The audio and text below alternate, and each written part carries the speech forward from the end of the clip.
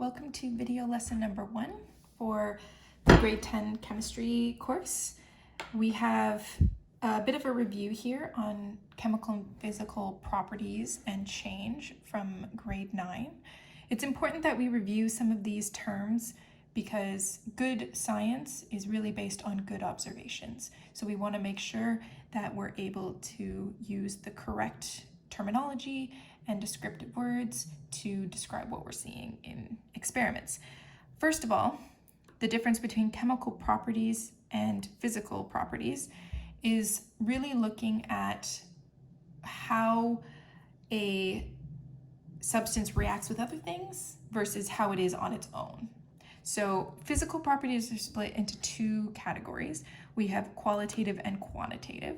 Qualitative properties are things that you can see with your 5 senses. So the color, the texture, how it feels, how it smells, all of that stuff that we can detect based on our 5 senses. Now remember, taste is one of the 5 senses, but in chemistry, we never want to taste anything that we're working with. We never want to put anything in our mouths. So really it's the other 4 senses that we're looking at using. Then quantitative physical properties are things that are measurable, okay? They have a number to them, and that number can tell us either its viscosity, how quickly it flows, hardness, density is one that you guys would have done a lot of in grade 9. Conductivity and solubility might be a bit newer. Conductivity is how much electricity can pass through a substance, and solubility is how much of a solid can be dissolved in water at a specific temperature.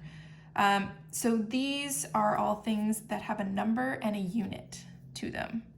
So number and unit versus qualitative things are all things that just have sort of descriptive words.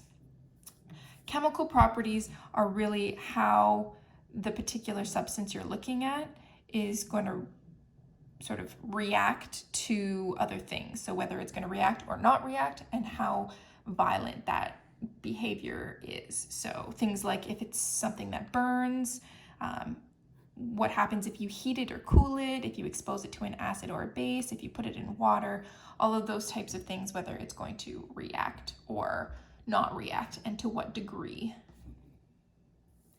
Then we have a few things that we can use as evidence of chemical versus physical change. So a change, for example, physical change is something that it looks different. There is a change, but the substance remains the same.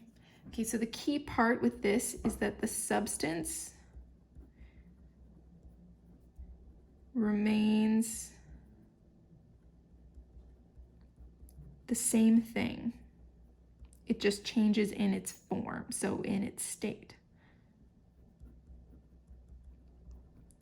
So think of water is the easiest thing to think of here. If you take water and you put it in an ice cube tray and you put it in your freezer, okay, it's going to freeze, so it's going to change from liquid to solid, but it's still water. And if you were to take that ice cube out of the freezer and leave it on the counter, it would melt and it would go back to being water.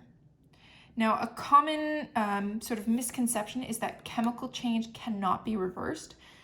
Many of them can't. Some of them, however, can. So that's not really a super good way of really distinguishing between the two things. Chemical change is something that changes the substance into a new substance. So you have formation of new products, new compounds, new gases, things like that that aren't the same as they were before, like it is with physical change, right? If we boil it and it turns into a gas, it's still water and can be collected as water.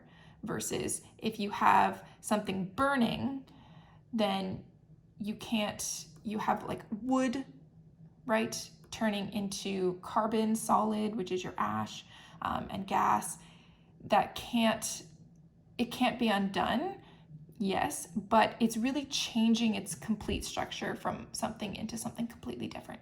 So our evidence of chemical change, we're always going to be looking for these to be able to determine if we have a reaction happening or not. So you're looking for a change in color, a change in odor, production or consumption of heat, so it's getting hot or it's it feels cold to the touch. Production of a gas, so this would look like bubbles. So we can add a little note there. We look like bubbles. Gets hot or cold. And production of a precipitate. Precipitate is basically a solid, but it's a new solid that's been formed from two solutions. That's what that word means, precipitate. So, making good observations.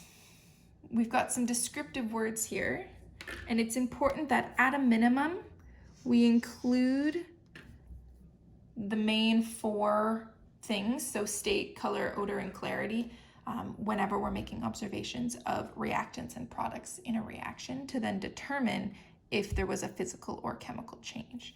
So these are some examples. State, you'll end up with solid, liquid, gas, or aqueous. Aqueous means that it's dissolved in water.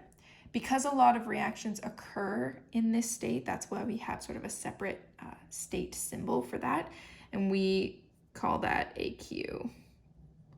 When we put our state symbols in, you'll see these. We're not going to focus on them too much, but you'll see them in reactions sometimes.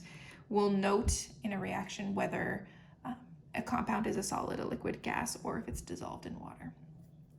Color, you can have things that are colorless. Try to avoid the word clear, because the word clear is kind of a combination between color and clarity.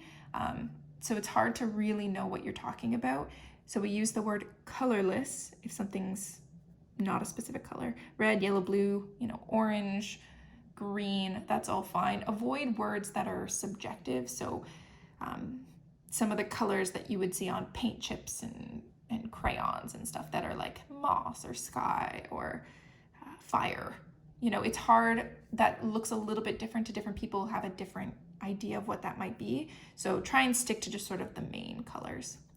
Odor, often things are odorless, but sometimes it might smell sweet, it might smell sour like lemon juice, or foul if it's like ammonia. Metallic, all of your metals are going to kind of have a bit of a metallic smell to them. You can think of more, those are just some examples. Clarity is how much you're able to see through something. So if you can fully see through it, like a glass of water or a piece of window glass, then it would be transparent. If it's partially see-through, then we would call it translucent. So that would be something like fogged glass would be translucent, because you can sort of see through it, but not perfectly. And then opaque is something that you can't see through. So that would be something like my pen or a piece of paper where you can't see through it at all. So at a minimum, when you're making observations, you should have at least one of each of these main categories. There's a few others that we use a lot specifically for solids, and that's to describe the texture, so rough or smooth, luster, which is how shiny something is, so if it's shiny or dull, and malleability, and this is sort of how bendy it is. So if it's malleable, it's really bendy. Brittle means that if you were to try to bend it, it would snap. You guys are going to be completing a lab next. So if you flip over to page number 2, you're going to see a chemical and physical change observations lab. This lab, if you don't have the materials needed to do it, so juice crystals and an apple, then you can use the pictures that I will post of the reactants before and after to complete the lab by observing through pictures. But if you have the materials in your home, then you can do the lab yourself, and I've included the instructions here for you. The lab will be due, pictures of pages 2 and 3 will be due submitted to ETSB. So just a quick review, juice crystals in water. The purpose of the lab is to identify if the described reaction is a chemical or a physical change. So when you do put your juice crystals in water, you'll follow, give your observations. You can use the words from the previous page to help you make good observations. And then you're going to write a full sentence saying whether you believe this was a chemical or a physical change and why. So how can you tell that it was that? Then there's a second reaction. Again, you'll make observations before and after. decide whether you think it was a chemical or physical change and what evidence you have to support that it was chemical or physical.